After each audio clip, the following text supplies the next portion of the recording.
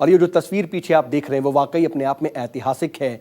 उत्तरी कश्मीर का झंडा घाटी में लहराया तिरंगा। जी हां, उतरा अब कश्मीर का झंडा, क्योंकि अनुच्छेद 370 के खात्मे के साथ ही जम्मू कश्मीर में सब कुछ बदला बदला नजर आ रहा है और अलगाववादियों की सिट्टी पिट्टी गुम है, तो वहीं सियासी नेताओं पर भी सरकार ने शिकंजा कस दिया है। घाटी में हालात पर केंद्र और राज्य सरकार की लगातार पैनी नजर है और खुद राष्ट्रीय सुरक्षा सलाहकार अजीत डोभाल भी श्रीनगर में डटे हुए हैं। 70 निर्णय हवालों के प्रश्नोत्तर स्वीकृत हुआ और विधेयक राज्यसभा द्वारा यथा पारित सभा द्वारा पारित हुआ।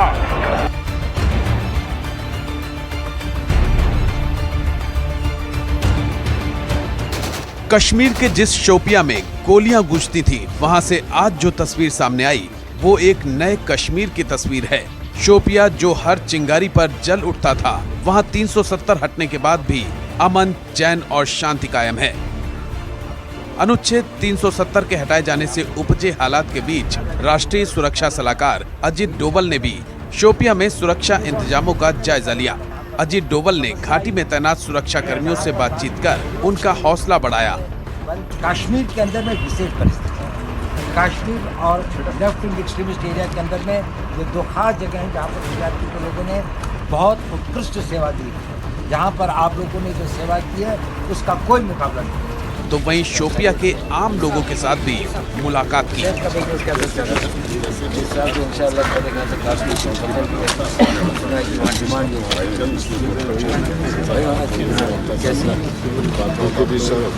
सड़क पर आम लोगों के साथ खाना खाते हुए अजीत डोभाल ने लोगों को भरोसा दिलाया कि अनुच्छेद हटने से आम कश्मीरियों की जिंदगी आसान होगी और उन्हें किसी तरह की मुश्किल नहीं होगी।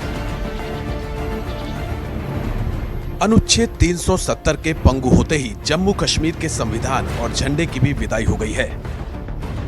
श्रीनगर और घाटी समेत बिल कल लोकसभा में भी पास हो गई और आज लगातार तीसरे रोज भी यहाँ पर बंद और कर्फ्यू बना हुआ है। ये आप देख सकते हैं, इस समय हम श्रीनगर के SKICC सेंटूर होटल के बाहर मौजूद है। यहाँ पर कई नेताओं को, जो मेन स्ट्रीम मुख्यधारा के नेता है, उन्हें रखा गया है डिटेंशन में, डिटेंशन कस्टडी। और ये जो है सेंटूर होटल को यहाँ पर सब जेल इस समय बनाया गया है उन लोगों के लिए जिन्हें यहाँ पर अरेस्ट करके रखा गया है। सूत्रों की माने तो PDP नेशनल कॉन्फ्रेंस और दूसरे बड़े नेता यहाँ पर रखे गए हैं। सज्जाद लोन से लेकर नेशनल कॉन्फ्रेंस के अली मोहम्मद सागर, PDP के वहीद पर्रा और दूसरे हकीम यासीन और दूसरे कई नेता हैं जिन्हें यहाँ पर रखा गया है। सूत्रों की माने तो करीब 200 से ज़्यादा मुख्यधारा के नेताओं को यहाँ पर पूरी कश्मीर घाटी में अलग अलग जगहों पर या तो हाउस अरेस्ट रखा गया है या इसी तरह से प्रिवेंटिव कस्टडी में। ये जो डल लेक पर बना हुआ सेंटूर होटल है, यहाँ पर भी इन लोगों को रखा जा रहा है। कई लोगों को कल लाया गया, कई लोगों को उससे पहले लाया गया और कश्मीर घाटी में लगातार अभी भी कम्युनिकेशन ब्लॉकेड जारी है। कोई भी फ़ोन, इंटरनेट, कुछ भी लैंडलाइन, कोई भी कम्युनिकेशन नहीं हो पा रहा है। ऐसे में जो भी नेता यहाँ पर मुख्यधारा के हैं जिन्होंने धारा 370 से संबंधित बयान दिए थे कि वो इसका विरोध करेंगे, उन्हें इस समय सरकार जो है क्रैकडाउन के जरिए हाउस अरेस्ट कर या प्रिवेंटिव डिटेंशन कर अलग अलग जगहों पर रख रही है और हालात पर लगातार नज़र रखी जा रही है कि किसी तरह की कोई गड़बड़ी न होने पाए। यहाँ पे अभी सेंटूर होटल में देख सकते हैं सुरक्षा कर्मी जो है वो अंदर चारों ओर तैनात है। गेट पूरी तरह से बंद कर दिए गए हैं, किसी को भी अंदर या बाहर जाने की अनुमति नहीं दी जा रही है। जम्मू कश्मीर को 2 केंद्र शासित प्रदेशों में बांटने और अनुच्छेद 370 के प्रावधानों को हटाने के फैसले के बाद घाटी में तनावपूर्ण शांति है। हालांकि कश्मीरी सियासतदान मोदी सरकार के इस फैसले को हजम नहीं कर पा रहे हैं और अपनी सियासत चमकाने के लिए उमर अब्दुल्ला से लेकर महबूबा मुफ्ती तक इसके विरोध में ताल ठोक रही हैं। सरकार को मालूम है कि सत्ता की खातिर ये नेता स्थानीय लोगों में भारत विरोधी भावनाएं भड़का सकते हैं, अफवाहें फैलाकर अपनी सियासी दुकान सजा सकते हैं। लिहाजा सरकार ने इन पूर्व मुख्यमंत्रियों को नजरबंद कर रखा है। कई नेताओं को श्रीनगर के शेर ए कश्मीर इंटरनेशनल होटल में भी प्रिवेंटिव कस्टडी में रखा गया है। जम्मू कश्मीर में आज लगातार तीसरे रोज भी धारा 144 लागू है और इस बीच 2 दिन पहले जो 2 पूर्व मुख्यमंत्री महबूबा मुफ्ती और उमर अब्दुल्ला को यहाँ हरी नवास जो जम्मू कश्मीर का सरकारी गेस्ट हाउस है वहाँ पर लाया गया था और लगातार आज भी ये लोग यहाँ पर डिटेंशन में है, प्रिवेंटिव कस्टडी में है और महबूबा मुफ्ती और उमर अब्दुल्ला हालांकि दोनों इसी हरी नवास में मौजूद है लेकिन दोनों के बीच में कोई संपर्क नहीं है। सूत्रों के अनुसार दोनों को अलग अलग रखा गया है और इसके अलावा जितने भी मुख्यधारा के नेता हैं उन्हें यहाँ पर सरकार की तरफ से या तो हाउस या प्रिवेंटिव कस्टडी में रखा जा रहा है। क्रैकडाउन सरकार का लगातार उन नेताओं के खिलाफ जारी है जो 35A और धारा 370 को लेकर बयानबाजी कर इसका विरोध करने की बात कर रहे थे। उन्हें यहाँ पर सरकार की तरफ से पकड़ा जा रहा है लगातार। उसमें नेशनल कॉन्फ्रेंस के अलावा PDP, पीपल्स कॉन्फ्रेंस के सजाद लोन और दूसरे इमरान अंसारी, दूसरे सभी इस तरह के नेता हैं जिनके खिलाफ इस समय सरकार द्वारा कार्रवाई की जा रही है। हालात पर लगातार नजर रखी जा रही है और इस बीच जो अलगावादी नेता है हुर्रियत चेयरमैन मीरवाइज उमर फारूक, उसे भी अपने घर से चश्मा शाही हट्स में ले जाकर प्रिवेंटिव डिटेंशन में रखा गया है। वहां पर भी उसको सब जेल डिक्लेयर किया गया है। हरी नवास जहां पर उमर अब्दुल्ला और महबूबा मुफ्ती है यहां पर भी इसको सब जेल डिक्लेयर किया गया है और इसके अलावा गिलानी जो हुर्रियत जी के चेयरमैन है उसे भी घर में लगातार नजरबंद रखा गया है। कश्मीर घाटी में धारा 370 को हटाने के बाद और राज्य को 2 भागों में बांटने के बाद अब यहां पर किसी तरह की कोई हिंसा न हो, इसको देखते हुए सारे इस तरह के प्रबंध किए जा रहे हैं। धारा 144 के अलावा जो कम्युनिकेशन ब्लॉकेड है वो लगातार जारी है ताकि हालात नियंत्रण में रहे। कश्मीर घाटी समेत पूरे जम्मू कश्मीर में मोबाइल और इंटरनेट की सेवाएं रोक दी गई हैं, जिससे हर तरफ अजीब खामोशी दिख रही है। डल झील का जो इलाका हमेशा सैलानियों से गुलजार रहता है, वहाँ भी खामोशी पसरी है। सैलानियों को अपनी नाव से घुमाने वाले लोग भी यहाँ नदारद हैं। कुछ नावों पर सब्जियाँ बिक रही हैं। 2-4 खरीदार भी मौजूद हैं। बेचने वालों का दावा है कि सब्जियों के रेट आज भी वही हैं जो 2 दिन पहले थे। श्रीनगर में धारा 144 लागू है और यहाँ जो है लोगों को खाने पीने की चीज़ें मिलने में दिक्कत हो रही है। ऐसे में डल झील पर हम मौजूद हैं, आप देख सकते हैं यहाँ डल झील पर शिकारे में कुछ लोग सब्जियाँ बेच रहे हैं और जो लोग यहाँ तक पहुँच सकते हैं वो सब्जी की खरीदारी करते दिखाई दे रहे हैं और हम भी यहाँ पे इनके पास से कुछ सब्जियाँ ले रहे हैं। और इसी तरह से आप देखें तो डल झील जो पूरा है वो आज सुनसान नजर आ रहा है। जो हाउस बोट्स है इनमें कोई भी पर्यटक मौजूद नहीं है। केवल यहाँ पर रहने वाले लोग इक्का दुक्का जो शिकारे में है वो दिखाई दे रहे हैं। वो जो लोग हैं यहाँ पर रहने वाले हैं केवल वही है। और ये सब्जी वाले से भी हम बात करेंगे। आप बताइए क्या नाम है आपका? मोहम्मद अमीन। मोहम्मद अमीन साहब, ये आप सब्जी बेच रहे हैं, कौन लोग आपको खरीद रहे हैं? क्या लोग आप तक पहुँच पा रहे हैं? हाँ पहुँच पा रहे हैं। दूर से आ रहे हैं लोग, यहाँ खरीदते सब्जी लेते। ये खाने के लिए चीज़ है, इसको पकाना है, क्या खाएगा लोग? सब कुछ मिलता है यहाँ। अच्छा, डल झील में सब कुछ मिल जाता है? डल झील में सब कुछ मिलता है। अच्छा, तो जैसे आम दिनों में आपकी जो सब्जी बेची जाती है काफी खरीदार होते हैं, आज कोई फर्क है? आज कोई फर्क नहीं पड़ती है। अच्छा, आज कोई रेट भी वही। आज 20 रुपए की है, ये 20 रुपए का एक है। अच्छा, हड़ताल के उससे आगे है 20 रुपए का, आज भी 20 का।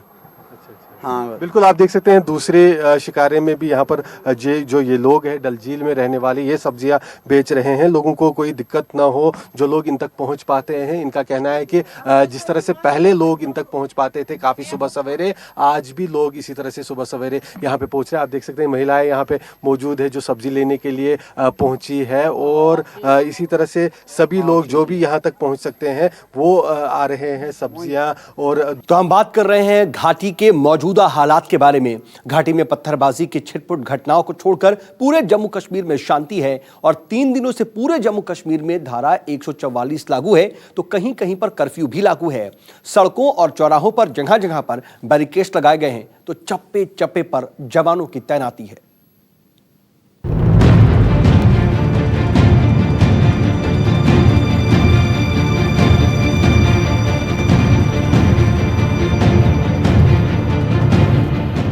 डल झील में जैसी खामोशी है, झील के चारों ओर भी ऐसी ही उदासी है।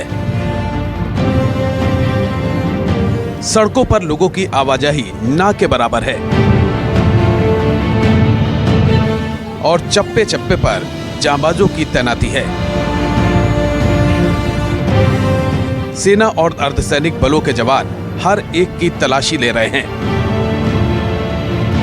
सड़कों पर जगह जगह बैरिकेड बनाए गए हैं ताकि गुस्ताखी का इरादा लेकर आया कोई भी शख्स वहां से भाग न पाए। सुरक्षा बलों की इस चौकसी में न्यूज़ 24 की टीम को भी तलाशी के लिए रुकना पड़ा।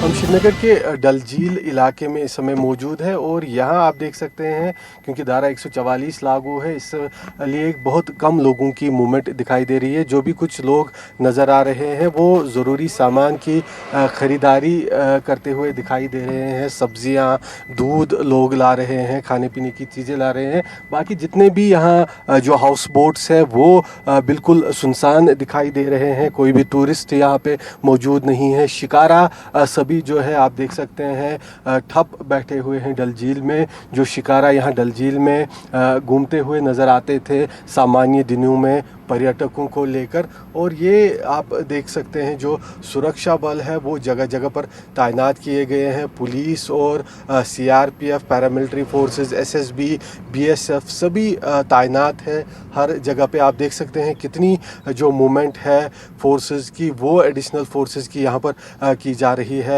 जो सड़कें हैं वो यहाँ पे बंद है। आप देख सकते हैं जो सड़कें हैं यहाँ पे बिल्कुल बंद है। तार लगा दी गई है सड़क के बीच में। ऑफिस है न्यूज़ के हैं, ऑफिस जाना है। सर प्लीज़ छोड़ दीजिए आप। ये आप देख सकते हैं बड़ी मुश्किल से हमें यहाँ पे छोड़ा गया इस चेक पॉइंट पर। जो भी लोग मजबूर है, जिन्हें हॉस्पिटल, ये आप देख सकते हैं एम्बुलेंस भी यहाँ पे रुकी हुई है। जो लोग मजबूर है, जिन्हें घर से ज़रूरी निकलना पड़ रहा है किसी काम से, चाहे बीमार है, चाहे कुछ ख़रीदारी करनी है, केवल वही लोग दिखाई दे रहे हैं और बाकी कोई भी नज़र नहीं आ रहा है सड़कों के ऊपर। और केवल फोर्सेस की गाड़ियां दिखाई दे रही है, एडिशनल फोर्सेस जो तैनात किए गए हैं हालात पर नियंत्रण रखने के लिए। यहाँ पर इस तरह के कदम उठाए जा रहे हैं। आप देख सकते हैं जैसे हम बता रहे थे कि जो ज़रूरी सामान की चीज़ें हैं वही केवल लाने के लिए लोग निकल रहे हैं। साइकिल पे कोई जो है गैस सिलेंडर लेके यहाँ से जा रहे थे। इसी तरह से हर जगह पे बंदिशें दिखाई दे रही है हमें। और धारा 144 हालांकि लागू है लेकिन कर्फ्यू लगाया जा रहा है और कम्युनिकेशन भी लगातार ब्लॉकेड है। आप देख सकते हैं यहाँ पे पूरी तरह से तार रखी गई है, फोर्सेस तैनात है, किसी को भी जाने की अनुमति नहीं है इस इलाके से। और इसी तरह के हालात जो है पूरे कश्मीर घाटी के सभी 10 ज़िलों में बने हुए हैं। और दक्षिणी कश्मीर के जो इलाके हैं वहाँ पे बताया जा रहा है कि सेना की भी तैनाती की गई है। श्रीनगर के अधिकांश हिस्सों में सड़कें और गलियां सूनी दिखी तो कुछ ऐसे इलाके भी नजर आए जो लोगों से गुलजार दिखे। टीआरसी सेंटर के आसपास मजदूरों का कारवां दिखा जो जम्मू की तरफ कूच कर रहा था। सब डरे सहमे थे, सब आशंकित थे और परेशान भी। 2 दिनों से इधर उधर भटक रहे मजदूर इस बात को लेकर भी नाराज दिखे कि सरकार ने उन्हें अपने घर भेजने का कोई माकूल इंतजाम क्यों नहीं किया। पूरे श्रीनगर में केवल ये जगह है जहाँ पे थोड़े लोग हमें दिखाई दे रहे हैं। श्रीनगर का टीआरसी सेंटर इसे कहा जाता है। यहाँ से जो है लोग जम्मू और दूसरे इलाकों की तरफ जाते हैं। यहाँ आप केवल वो लोग आज देख सकते हैं जो यहाँ कश्मीर घाटी में काम करने वाले हैं, वो लोग छोड़ के जा रहे हैं। डर के कारण जो जिस तरह का माहौल यहाँ पे बना हुआ है उसके डर के कारण लोग यहाँ से छोड़ के जा रहे हैं। जनाब, ठीक है, आप कहाँ से हैं? हम काजीगुंड का है। तो आप कहाँ जा रहे हैं, क्यों जा रहे हैं यहाँ से? घर तो जा रहे हैं सर, बच्चे हैं उधर, अभी फ़ोन बंद हो गए इसलिए परेशानी है घर का। यहाँ क्या काम करते हैं? यहाँ मजदूरी करता है सर। तो इसी वजह से आप घर जा रहे हैं? हाँ, इसी वजह से।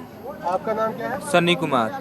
सनी कुमार, आप क्या यहाँ काम वाम करते हैं? जी काम करते थे, पेंट का काम करते थे। हम लोग बारामूला से आ रहे हैं, कल से फंसे हुए हैं यहीं पे।